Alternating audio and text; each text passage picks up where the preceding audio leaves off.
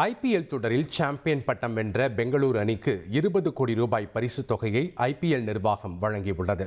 இதேபோல் இறுதிப் போட்டியில் பெங்களூருவிடம் தோல்வியடைந்த பஞ்சாப் அணிக்கு சுமார் 12.5 கோடி ரூபாய் பரிசுத் தொகையாக வழங்கப்பட்டுள்ளது.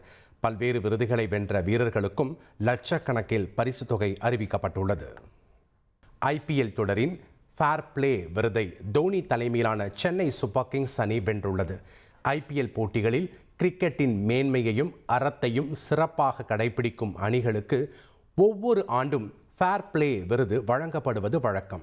அந்த வகையில் இந்த ஆண்டு ஐபிஎல் தொடருக்கான ஃபேர் பிளே விருது சென்னை அணிக்கு வழங்கப்பட்டுள்ளது.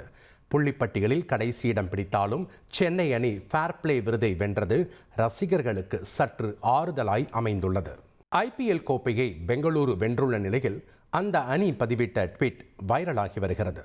இறுதிப் போட்டிக்கு முன்பாக ரசிகர்கள் சிலர் மனித இனத்தை காக்க ஆர்சிபி கோப்பையை வெல்லக்கூடாது என பதிவிட்டிருந்தனர்.